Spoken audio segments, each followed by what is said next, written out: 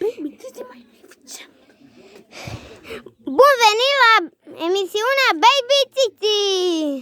În premieră cu Baby Titi! Astăzi, gazda noastră Baby Titi ne va arăta cum să face omleta. Deci, prima oară trebuie să iei 2 ouă și să le spargi pe urmă cu cizare și să faci omeleta. Nu, modul ăsta! Uite că Cu omleta! Omleta mea! Te-a durut omleta? Da, a durut-o că e proastă. Eu sunt pufoșica de Malefi. Trebuie o bară și să cadă cu craci în ea. Îmi pare rău, dar n-am o bară cu care să cadă cu craci în ea. Și în plus nu vreau să fac omleta. Dar Baby Titi sigur vrea. Eu nu vreau că mă doare. Dacă făceam omleta de mâncare, mâncam. Baby Titi, aici suntem la Baby Titi își sparge omleta, nu la omleta de mâncare. Au, da, am uitat. Să nu mă luați niciunul de coadă. Vino coace. Unde ești? Se pare că Baby Titi este puțin cam fracturată la omletă. Și mie este puțin cam fracturată la omletă. Ia, ai închis? Sau ai putea? Este foarte frumoasă. Sunt foarte deșteaptă. Cine e acolo? Doamnișoară Baby Titi. Da? Zâmbesc destul de frumos. Ce ziceți de acum? E destul de frumos? Da. Sau chiar acum? Gata, doamnă Baby. Da, ce vreți?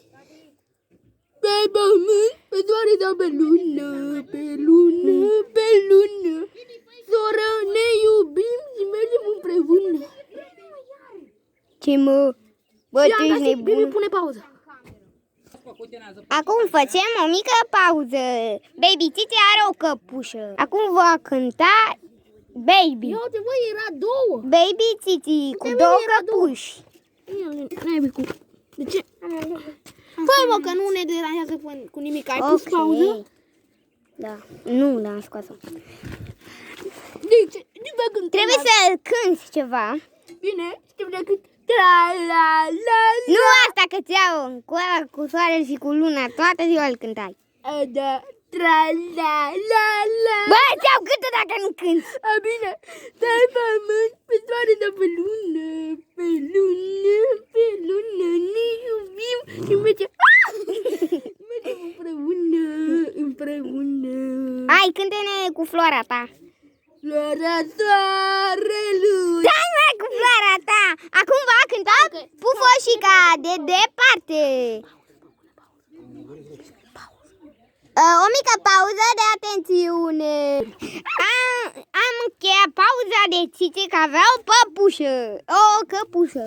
Pe pământ, în floarea soarelui. Nu dați, bă, din gură cu floarea ta, că ți arde o floare pe... Țăranul e pe câmp. Tare cu țăranul tău că ți-au gâtul. Atunci ce de gând? Ce de gând? Nu mai te uita în ochiul meu. Gata. Bine, eu sunt Baby Titi și eu să vă prezint cum să faci omleta. Oh, omleta! Acum va cânta sora noastră Pufoșica. Ia să o vedem. Ecranul mai mare. Ia uite ce frumoasă, ia uite ce pulpe. Cine se uită la pulpele mele? Acum va cânta